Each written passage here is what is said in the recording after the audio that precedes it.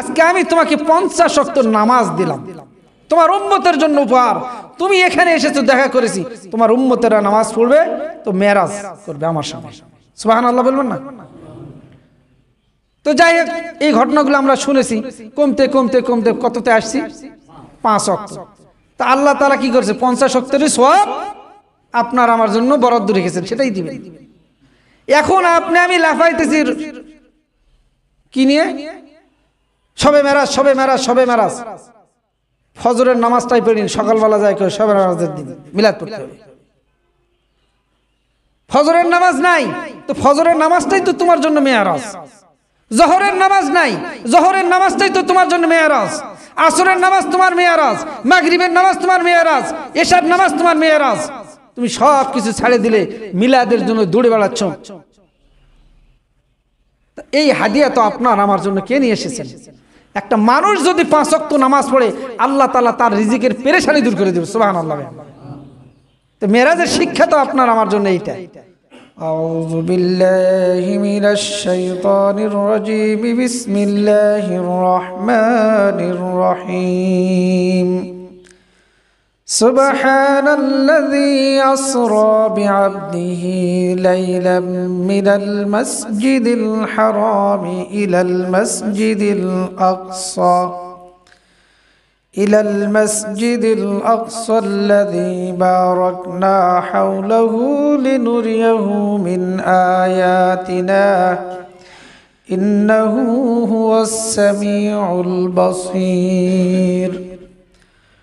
وقال رسول الله صلى الله عليه وسلم إن الله فضلني على الأنبياء وفضل أمتي على الأمم أو كما قال عليه الصلاة والسلام. শুকরিয়া আদায় করছি আল্লাহ রাব্বুল আলামিনের দরবারে। আল্লাহ তাআলা আমাদেরকে জুমার নামাজ আদায় করতে আসার জন্য তৌফিক দান করছি, বলে আলহামদুলিল্লাহ। আল্লাহর বড় মেহেরবানি ছাড়া আমরা তো আসতে পারি নাই।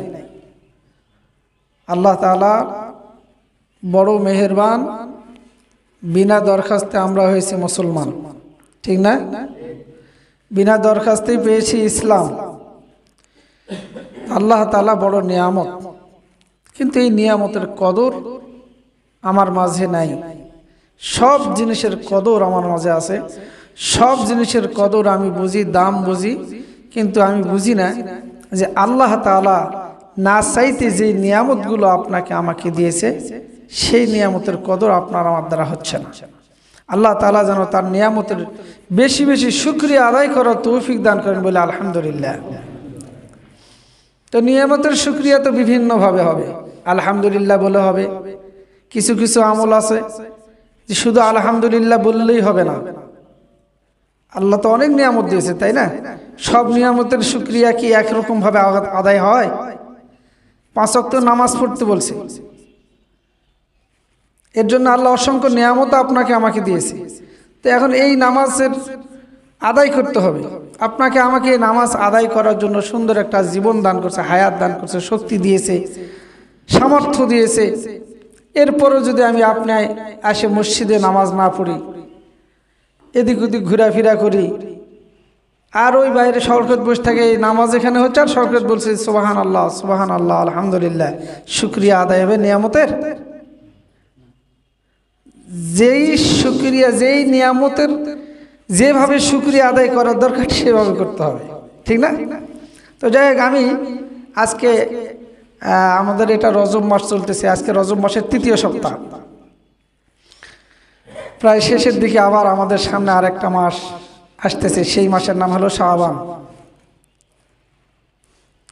তা আজকে আমি যে আয়াতে কারিমা আপনাদের সামনে তেলাওয়াত করেছি, সূরা বনী ইসরাইলের প্রথম আয়াত, এই আয়াতের আলোকে আল্লাহ তাআলা তৌফিক দান করলে কিছু কথা বলার চেষ্টা করব ইনশাআল্লাহ। আর একটা হাদিস পড়েছি, রাসূল করিম সাল্লাল্লাহু আলাইহি সাল্লাম বলেছেন, আল্লাহ তাআলা আয়াতের মধ্যে কি বলতেছেন? সুবহানাল্লাযী আসরা বিআবদিহি লাইলা মিনাল মাসজিদিল হারাম ইলাল মসজিদিল আকসা। এই আয়াতের মধ্যে আল্লাহ তাআলা তার রাসূলকে যে মেরাজ, আল্লাহ রাসূলের যে মেরাজ হয়েছে, এই মেরাজ সম্পর্কে এই আয়াতের মধ্যে আল্লাহ তাআলা বলেছেন। এবং আল্লাহ তাআলা তার রাসূলকে পূর্ণভূমি, বরকতময় ভূমি, পৃথিবীর মধ্যে একটা বরকতময় ভূমি আছে, সেটা হলো কি? ফিলিস্তিন। অসংখ্য নবী এই জায়গাতে আছেন, এই জায়গাতে অসংখ্য নবী সমাহিত হয়েছে। এবং দুনিয়াবি এবং আখেরাত, দুনিয়ার দিক থেকেও পূর্ণভূমি, আখেরাতের দিক থেকেও সেই মর্যাদাপূর্ণ বরকতময় একটা ভূমি হলো কি? ফিলিস্তিন। তো যাই হোক, এই আলোকে কথা বলবো মেরাজ সম্পর্কে। তো আল্লাহ রসুল সাল্লাল্লাহু আলাইহি সাল্লাম একটা হাদিস পড়েছেন, বলেছেন ইন্নাল্লাহা ফাদ্দালানি আলাল আম্বিয়া ও ফাদ্দালা উম্মতি আলাল উমাম। আল্লাহ রসুল সাল্লাল্লাহু আলাইহি সাল্লাম বলছেন যে সমস্ত নবীদের উপর আমি নবীর মর্যাদা বেশি,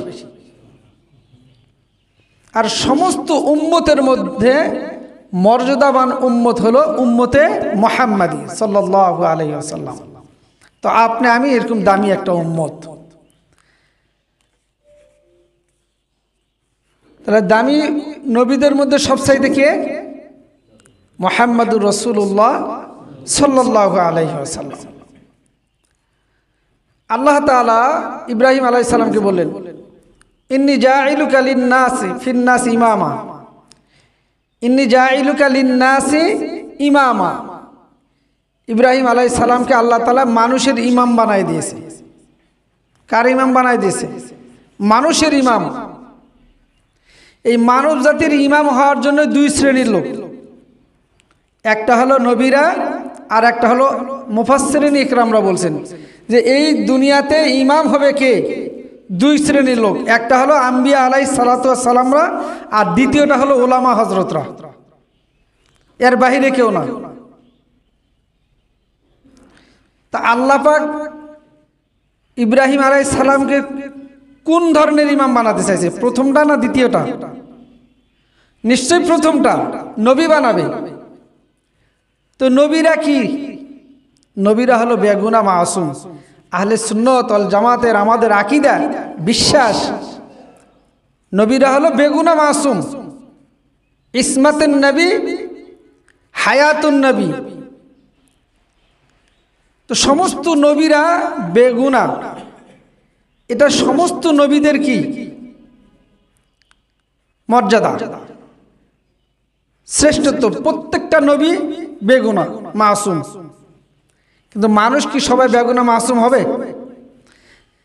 এখন ওরা বেগুনাহ মাসুম কি একদিনের জন্য না অনেক দিনের জন্য? চিরস্থায়ী। চিরস্থায়ী বেগুনাহ মাসুম যারা, তারা হলেন কারা? নবীরা।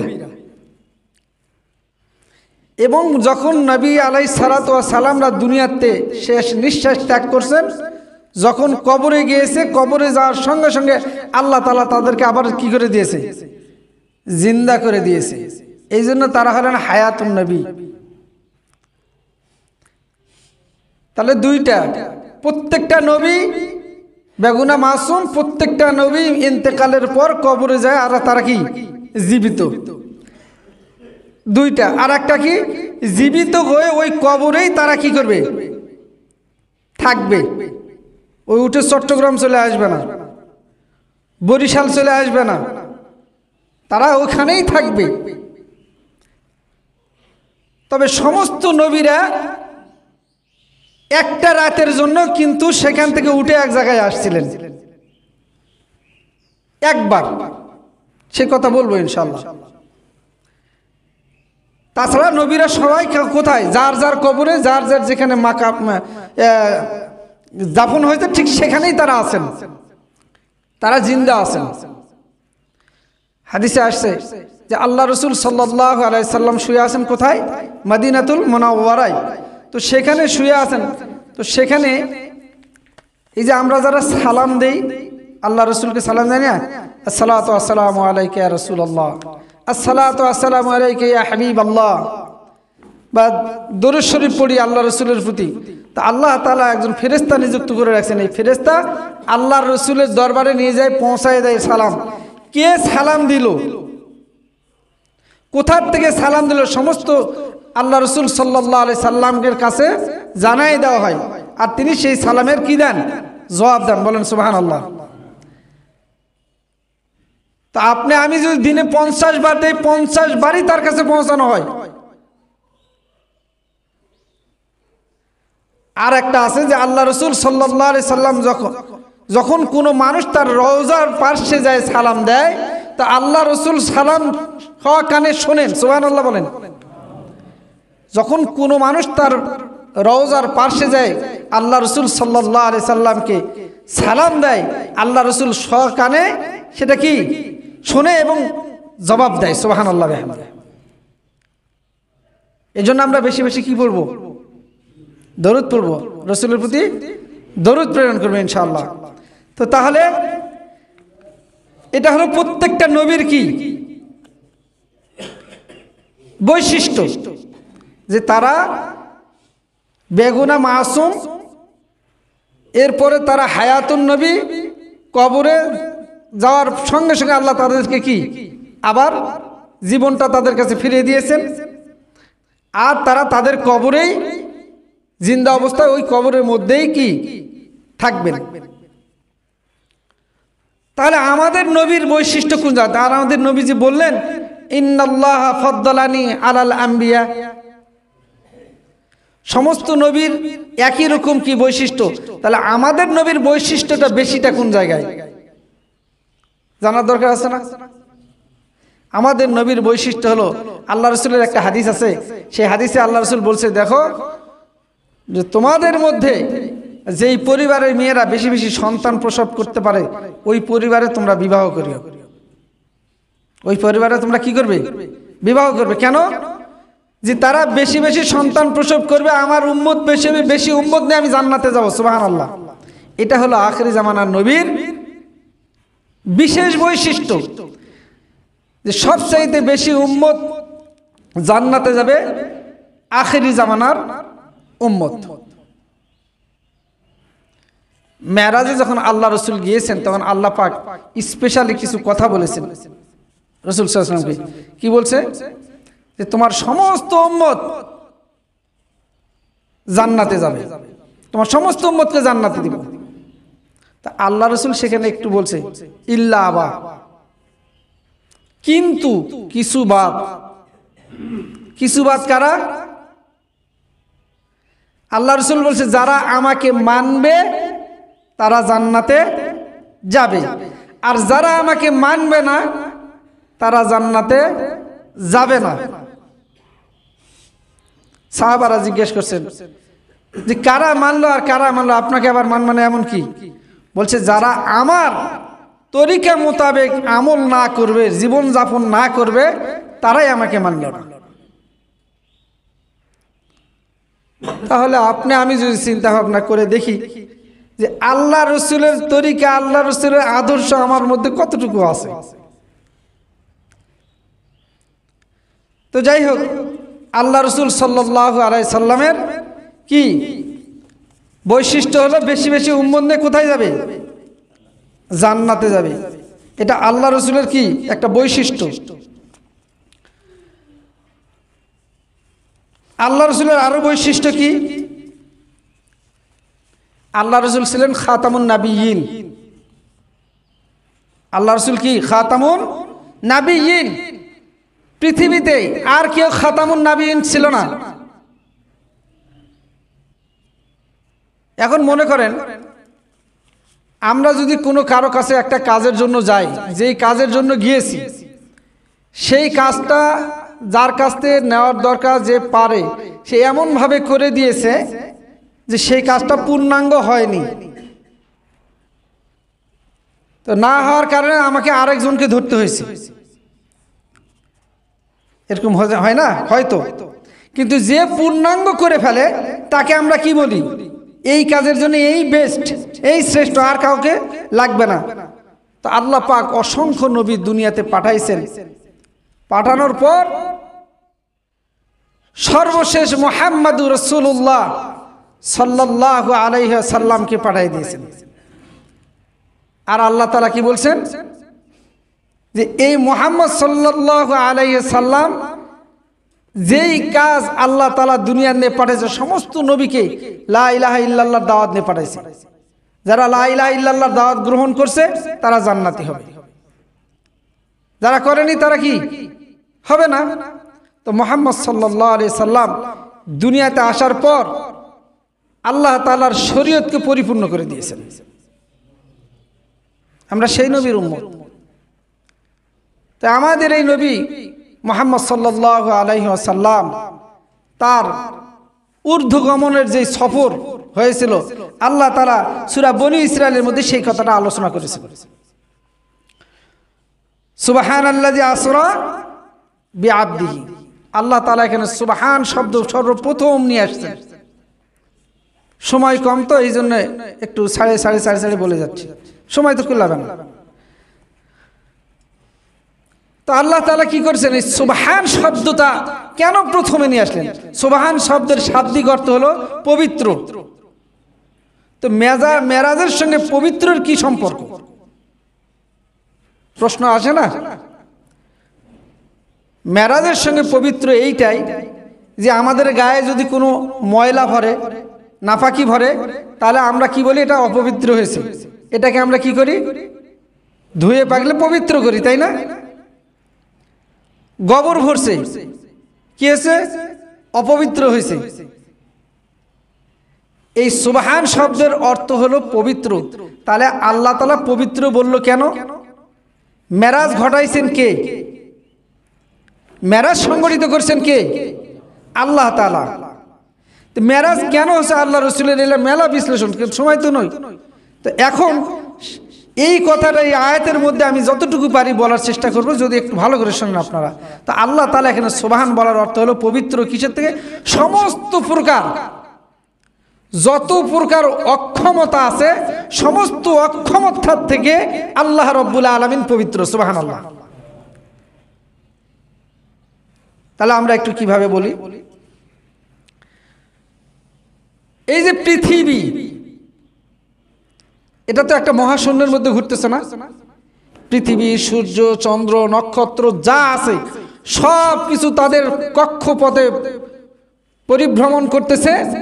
আর এইটাকে বেষ্টন করে একটা জিনিস যেটা আছে সেটার নাম হলো কি? মহাশূন্য।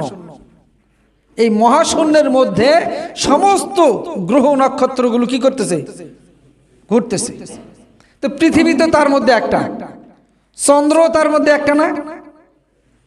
তাহলে চন্দ্র একটা, পৃথিবী একটা। পৃথিবীতে চন্দ্র কি অনেক দূরে? পৃথিবীতে চন্দ্র কি অনেক দূরে? কাছে, খুব দূরে নয়, কয়েক ঘন্টার পথ। চন্দ্রে মানুষ গেছে না? গেছে তো। কয়েক ঘন্টার পথ। মুফাসসিরিন ইকরামরা বলতেছে এই যে পৃথিবীর থেকে মহাশূন্যের যে শেষ, এর দূরত্ব কত? আমরা যে পৃথিবীতে বসবাস করছি, এই পৃথিবীর থেকে যে মহাশূন্যের একটা মহাশূন্য যেটা ঘিরে আছে, তার তো একটা শেষ আছে না? নাই? এই মহাশূন্যটা কত দূরে? বলছে 500 বছরের রাস্তা। এই মহাশূন্যের উপর আবার কি আছে? মহাশূন্যকে যেটা ঘিরে আছে সেটার নাম কি? আসমান। তাহলে এই মহাশূন্য পেরিয়ে আসমান যাতে আবার 500 বছরের রাস্তা। এইভাবে একটা মহাশূন্য একটা আসমান, একটা মহাশূন্য একটা আসমান, একটা মহাশূন্য একটা আসমান। তাহলে কয়টা? 7টা আসমান, 7টা মহাশূন্য। তাহলে 500 বছরের রাস্তা যদি হয় তাহলে কত হলো? 7,000। 7,000 বছরের রাস্তা সামান্য একটু সময়ের মধ্যে। সুবহানাল্লাযী আসরা বিআবদিহি লাইলাম মিনাল মাসজিদিল হারাম। আল্লাহ তাআলা বলতেছে যে রাত্রির কিছু অংশ, পুরা রাত নয়, রাত্রের কিছু অংশ বাইতুল্লাহ থেকে অর্থাৎ মসজিদে হারাম থেকে মসজিদে আকসা পর্যন্ত আল্লাহ রাব্বুল আলামিন তার হাবিবকে তার কুদরতি জানের মধ্যে উঠাইয়া, বাহনের মধ্যে উঠাইয়া এক টানে নিয়ে চলে গেছে কোথায়? বাইতুল মাকদাসে। এই বাইতুল মাকদাসে যে গেছে, এর মধ্যে বিভিন্ন জায়গায় আল্লাহ রাসূল নামছেন এবং 2 রাকাত করে নামাজও পড়ছেন। সময় কতটুকু? যারা ঘুমেছিল পরের দিন জাগিছে না কিছুক্ষণ পরেই? আল্লাহ তাআলা বলতেছে যে পুরা রাত নয়, রাতের কিছু অংশ। এই যে প্রথম যে সফরটা শুরু হয়েছে এটাকে বলা ইসরা। রাতের সফরকে, নৈশ সফরকে বলা হয় ইসরা। তা আল্লাহ রাসূল এই রাতের সফর শুরু করেছিলেন। তাহলে এখন বলবেন যে এটা কি করে সম্ভব? এই জন্য আল্লাহ তাআলা প্রথমে বলেছে সুবহানাল্লাহ বলেন। আল্লাহ সমস্ত, কারণ আল্লাহ কারো মুখাপেক্ষী নন। আল্লাহ সমস্ত প্রকার অক্ষমতার থেকে পবিত্র। এই জন্য আল্লাহর ক্ষমতা আছে, আপনার আমার ক্ষমতা নাই, এই জন্য আপনি আমি পারি না। এই জন্য আল্লাহ তাআলা আয়াতের প্রথম নিয়ে আসছেন সুবহানাল্লাযী আসরা বিআবদি। আল্লাহ তাআলা বলছে কি, এটা একটা আশ্চর্যজনক ঘটনা। এটা কি আশ্চর্যজনক ঘটনা নয় যে এই সামান্য সময়ের মধ্যে ঘুমের মাধ্যমে ঘুমেই আছে, আবার সবার সঙ্গে আসে নামাজ পড়তেছে সুবহানাল্লাহ। অথচ এর মধ্যে আল্লাহ রাসূল জান্নাত, জাহান্নাম, আরশে কুরসি, 7 আসমান, 7 তারপরে সিদরাতুল মুনতাহা, তারপরে আরশে আজিমে যে আল্লাহর সঙ্গে বসে থেকে কথোপকথন করে জান্নাত দেখলেন, জাহান্নাম দেখলেন, এরপরে হাদিয়া এনে ফিরে আসলেন। আসে দেখে মানুষ ঘুমিয়ে আছে। এই জন্য আল্লাহ বলছে এটা কি করে সম্ভব? বলছে এটা তো সম্ভব ওই জন্যই কারণ আমার কাছে কি না না বলে কোনো শব্দ নাই। আমি পারি না এমন কোনো শব্দ আল্লাহর কাছে নাই। পারে না কে? পারে না মানুষ। যদি আজ পর্যন্ত কোনো মানুষ, কোনো বৈজ্ঞানিক পারছে যে পৃথিবীর মহাশূন্যের শেষ পর্যন্ত যাইতে? পারবে? তাহলে আল্লাহ তাআলা এত উপরে মুহাম্মদ সাল্লাল্লাহু আলাইহি সাল্লামকে কেন নিয়ে গেছেন? চাঁদের দেশে সর্বপ্রথম যেই বৈজ্ঞানিক ছিল তার নাম কি? কে বলতে পারেন? Neil Armstrong. কোথাকার? আমেরিকার। গেছে না? সে যেখানে গেছে, চাঁদের মধ্যে গেছে, চাঁদে নামছে, সে 3টা মেসেজ দিছে পৃথিবীতে আসে। 1 নম্বর মেসেজ, সেখানে কি কি নাই? অক্সিজেনের অভাব, মানুষ বসবাস করতে পারবে না। 2 নম্বর মেসেজ, সেখানকার মাটি অনুর্বর। 3 নম্বর মেসেজ দিয়েছে যে সেখানে চাঁদের মধ্যে একটা কালো রেখা দেখেছে, কালো একটা দাগ দেখেছে। তো বলছে এখানে থাকে তো আমি গবেষণা করে এটা শেষ করতে পারবো, তাই একটু মাটি নিয়ে আসছিল। গবেষণা করে রিপোর্ট কি দিয়েছে যে কখনো কোনো এক সময় এই চাঁদটা কি হয়েছিল, 2 টুকরা হয়ে গেছিল, এটা আবার জোড়া লেগেছে। সুবহানাল্লাহ। আল্লাহ কি জানতেন যে নীল আর্মস্ট্রং ওখানে যাবে? হ্যাঁ, জানতেন? মাশাআল্লাহ, আলহামদুলিল্লাহ। কারণ আল্লাহ জানতেন মুহাম্মদ সাল্লাল্লাহু আলাইহি সাল্লামের ব্যাপারে তারা বলতেন যে তোমাদের নবী কি এই চাঁদের দেশেই তো যেতে পারেনি। আল্লাহ কয় তুই চাঁদের দেশে খালি দেখ, কত জায়গা শেষ। আল্লাহ রাব্বুল আলামিন এই জমিনকে সৃষ্টি করেছেন, সব কিছু সৃষ্টি করে যখন এইখান থেকে নিয়েছে, আল্লাহ রাসূল যখন দুনিয়াতে আসছে, ফেরেশতাদের বলছে আমার হাবিবকে কোলে নাও, উঁচু করে ধরো, সমস্ত সৃষ্টিকে দেখায় দাও যে আমি আমার বন্ধুকে কেমন করে সৃষ্টি করেছি। সমস্ত সৃষ্টি সেদিন আল্লাহ রাসূল সাল্লাল্লাহু আলাইহি সাল্লামকে দেখেছেন। আল্লাহ রাব্বুল আলামিন বলে হাবিব তোমাকে সৃষ্টি করে ছোট্টবেলা তোমার বাবা ইন্তেকাল করেছে, কে তোমাকে ঘুরাবে? এই জন্য আমি আল্লাহ তোমাকে সমস্ত সৃষ্টিকে দুনিয়ায় ছোট্টবেলায় দেখাই দিয়েছি তুমি কেমন। আর আমি আল্লাহ তোমাকে এই সমস্ত সৃষ্টির থেকে উপরে নিয়ে এসেছি। সব সৃষ্টির শেষ কোথায়? যেখান থেকে দুনিয়ার থেকে শুরু করে মনে করো 7 তবক আসমান, আসমানের সিদরাতুল মুনতাহা, তারপরে কি এই সিদরাতুল মুনতাহার পর কি আরশে আজিম। তা আরশে আজিমের নিচে যা কিছু আছে সব আল্লাহর সৃষ্টি। আজিমের নিচে, আরশে আজিমের নিচে আল্লাহ তাআলা বলতেছে দেখো এখন আমি তোমাকে নিয়ে এসেছি, তখন দুনিয়ার থেকে সমস্ত সৃষ্টিকে তোমাকে দেখাইছি, আর আমি আল্লাহ এখন তোমাকে এমন জায়গায় নিয়ে এসেছি যে এখন তুমি সব কিছু ঘুরে ঘুরে দেখো, সমস্ত সৃষ্টি তোমার পায়ের নিচে। সুবহানাল্লাহ বলবেন না? আল্লাহ রসুল সব ঘুরে ঘুরে দেখছে। এই বৈজ্ঞানিকেরা আর কোনোদিন বলতে পারবে? ওই পর্যন্ত বৈজ্ঞানিকের যাওয়ার শক্তি নাই, শক্তি আছে কার? আল্লাহর। তা আল্লাহ ওখানে নিয়ে যাই দেখাই দিয়েছে, তোমাদের যুক্তি খণ্ডন করে দিয়েছে আল্লাহ তাআলা। এই জন্য বলছি এটা একটা আশ্চর্য ঘটনা। বাইতুল মাকদাসে নিয়ে গেছে। আল্লাহ রসুল সাল্লাল্লাহু আলাইহি সাল্লামের শ্রেষ্ঠত্ব, উনি ইমামুল মুরসালিন। সমস্ত নবীরা বাইতুল মাকদাসে, ওই যে বললাম একদিন গেছিলেন আল্লাহ নবীরা কবর থেকে উঠে, ঠিক সেই দিন আল্লাহ রসুল যেদিন মেরাজে যান, সেই দিন সমস্ত নবীদেরকে আল্লাহ বলেছে তোমরা স্ব স্থান থেকে বাইতুল মাকদাসে চলে যাও। সেখানে 2 রাকাত নামাজ পড়ছে। আর এই নামাজের ইমাম হয়েছিলেন কে? মুহাম্মদুর রাসূলুল্লাহ সাল্লাল্লাহু আলাইহি ওয়াসাল্লাম।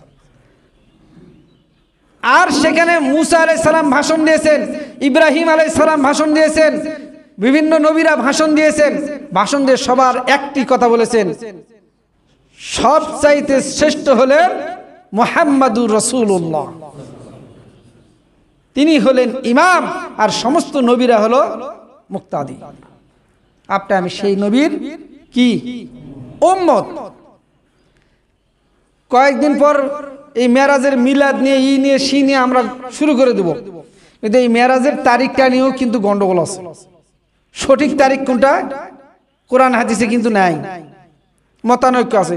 কিছু কিছু ঐতিহাসিকগণ 26 তারিখ দিবাগত রাত 27 তারিখ বলছেন। তো এখন এটা সঠিক তা বলা যাবে না।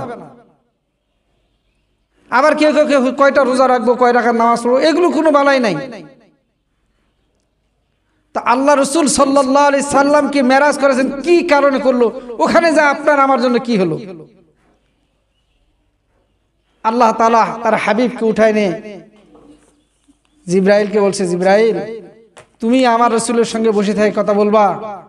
এটা তো হয় না। আমার হাবিব মনে কষ্ট, কারণ আল্লাহ রসুল যখন মেরাজে গেছে তখন তার বিবি মারা গেছেন, তার চাচা যে সবচাইতে বেশি সহযোগিতা করতো আবু তালিব, তিনিও ইন্তেকাল করেছেন। তায়েফের জমিনে কলেমার দাওয়াত নিয়ে সেখান থেকে মার খেয়ে ফিরে এসেছেন, বড় ভারাক্রান্ত অবস্থা, মন খারাপ। আল্লাহ তাআলা বললেন আমার হাবিবকে নিয়ে আসো, দাওয়াত দিয়েছেন। আল্লাহর হাবিবকে নিয়ে গেছে, প্রথম আসমানে গেছে, দরজা টক টক করছে, খোলো। কে? জিবরাইল।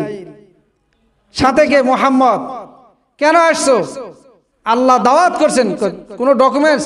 শুধু ডকুমেন্টস নয়, শুধু প্রথম আসমানেই নয়, আল্লাহ তাআলা আরশে আযমে নিয়ে যাওয়ার জন্য আল্লাহ রসুলকে আল্লাহ তাআলা নিজে দাওয়াত করেছেন। সুবহানাল্লাহ। চলে গেছে।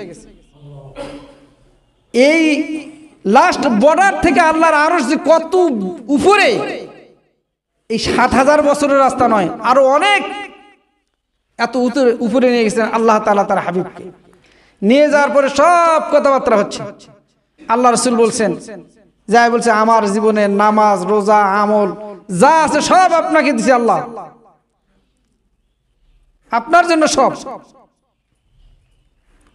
তো আল্লাহ তাআলা তার রসুলকে কি করছে? সালাম দিছে, তোমার উপর শান্তি বর্ষিত হোক। আল্লাহ রসুল কিন্তু সেখানে যা আপনার আমার কথা কি বলেন নাই। যখন বলছে আল্লাহ, যখন বলছে শান্তি বর্ষিত, এটা আমি একাই নিলাম না, আমার উম্মত সহ সবাইকে বন্টন করে দেব। সুবহানাল্লাহ। এই নবীর উম্মত আপনি আমি। আল্লাহর দরবারে গেলেন, 2 বন্ধু পাশাপাশি বসছেন, কথা বলেছে, জান্নাত দেখছে, জাহান্নাম দেখছে, সব দেখছে। আল্লাহ তাআলা বলতেছে, হাবিব তোমাকে সুসংবাদ দাও তোমার উম্মতের জন্য, তোমার কোনো একটা উম্মতকে আমি কি করব না, জাহান্নাম, সব জান্নাতে দেব। কিন্তু আল্লাহ রসুল কয়টা বলছে? কিছু লোক বাদ বলছে। কেন? যারা আল্লাহ রসুলকে মানবে না তারা কিসের উম্মত?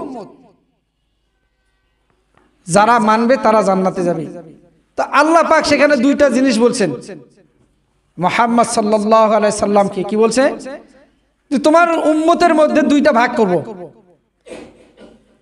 অর্ধেক জান্নাতে দেব, অর্ধেক জাহান্নামে দেব। তুমি কোনটা চাও? আর একটা হলো যে তোমার উম্মতকে কিছু জান্নাতে দেব, যারা জাহান্নামে যাবে তারা শাস্তি ভোগ করার পর তোমার সুপারিশে জান্নাতে দেব।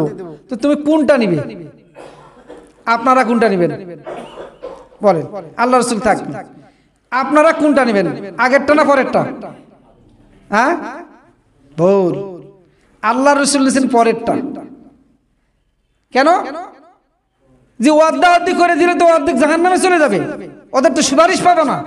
আর যখন দ্বিতীয়বার বলছে যে কিছু জাহান্নামে গেলেও চলে তোমার সুপারিশে জান্নাতে দেব, আল্লাহ রাসূল বললেন ইয়া রব, আমি তো দ্বিতীয়টাই পছন্দ করি।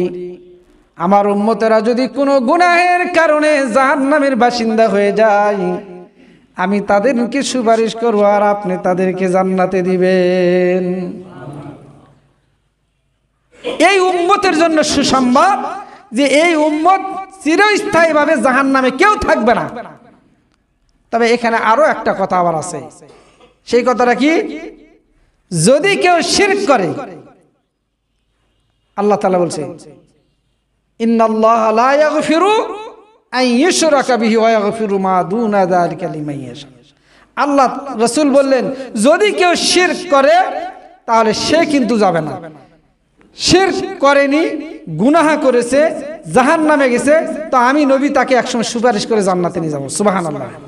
তো ভাইরা আমার, তো এরপরে সর্বশেষ যখন আল্লাহ রাসূল সেখান থেকে চলে আসতেছে বিদায় লগ্নে, এখন আল্লাহ রাব্বুল আলামিন বলছে হাবিব